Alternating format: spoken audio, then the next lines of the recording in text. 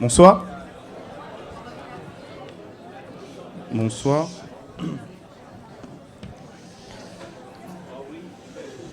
Alors. Donc cette photo semble sortie d'un rêve, et pourtant ce sont bien des lieux que j'ai parcourus. Ceci est une surimpression, et je vais vous expliquer de quelle manière j'explore cette technique et de quelle manière je tente de révéler une dimension invisible et intrinsèque à la ville. C'est donc à la frontière entre la réalité et la fiction que j'ai installé mon cabinet d'études de l'imperceptible urbain. Donc dans les années 20 à 40, les surréalistes de la nouvelle vision, comme Molly Nagy, commençaient à émettre l'idée que l'appareil photo pouvait compléter et parfaire notre vision. Ils avaient cette certitude que l'appareil photo nous mène vers des vérités qu'on ne peut pas percevoir avec notre œil et qui ne peuvent être visibles qu'avec l'appareil photo. À la même époque, il y a des théories en physique quantique qui commencent à émerger, qui confirment que les lois qui sous-tendent l'univers ne sont pas toutes perceptibles par nos sens. Donc notre perception est limitée par notre cerveau. Par exemple, avec sa théorie de la relativité, Einstein prouve que le temps est en fait une dimension malléable. Nous le percevons comme linéaire et immuable, alors qu'il peut se contracter, se dilater et même se tordre sur lui-même. Ces considérations m'amènent à travailler en double exposition, en photographiant 2 fois sur le même négatif.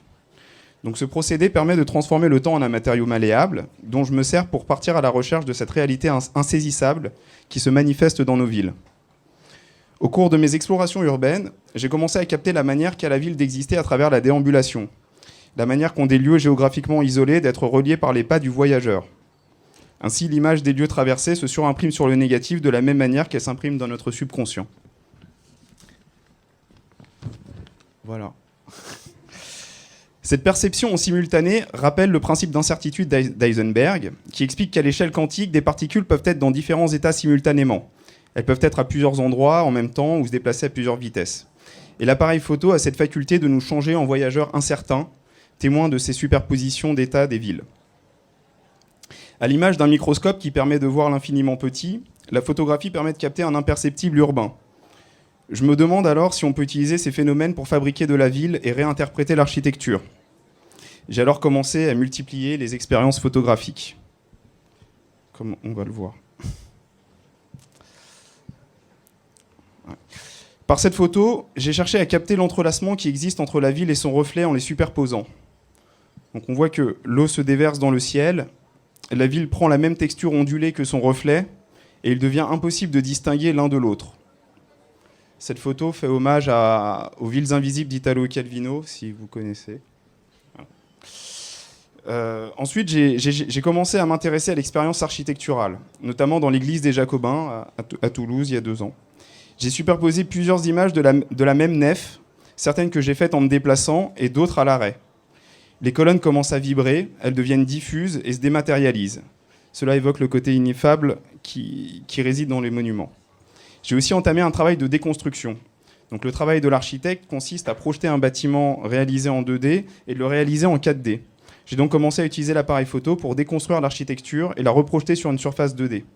Donc là, je reproduis la façade par un jeu de symétrie, allant jusqu'à priver la photographie d'un sens de lecture. Ici, j'ai cherché à utiliser la photographie pour transformer l'architecture.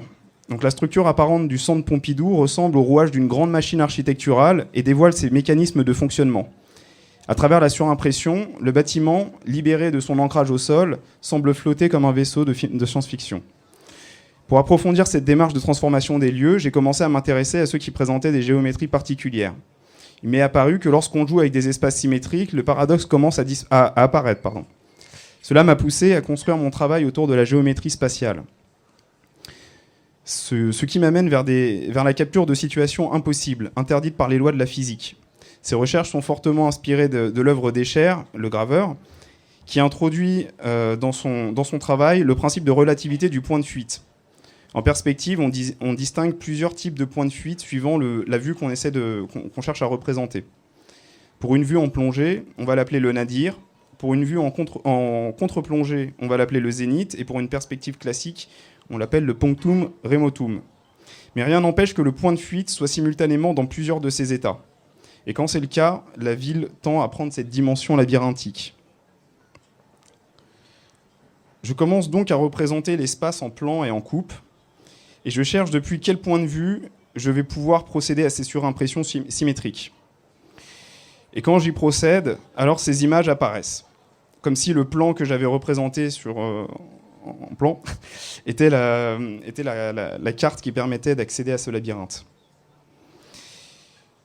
Et c'est là que j'ai commencé à vouloir construire, par le biais de la photographie, une architecture qui manipule le subconscient.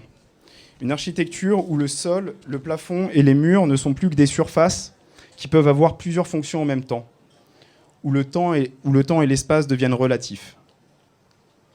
Cette architecture, je la construis dans les patrimoines historiques, notamment les architectures classiques ou de la Renaissance, qui reprennent les codes de l'Antiquité. À cette époque où les bâtisseurs effectuaient des recherches mathématiques pour que les formes géométriques soient pures, les proportions divines et les rythmes harmonieux. Les civilisations manifestaient alors un rapport au cosmos et au temps dans l'édification de leurs bâtiments.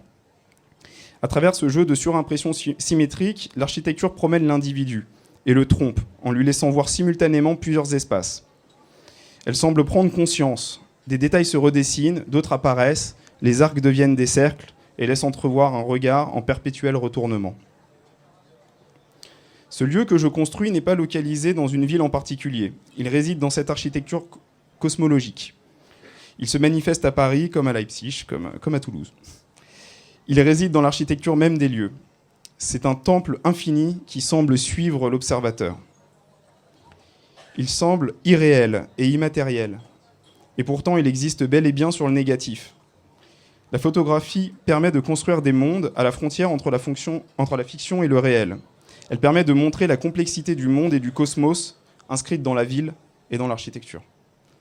Voilà. Merci beaucoup. Merci.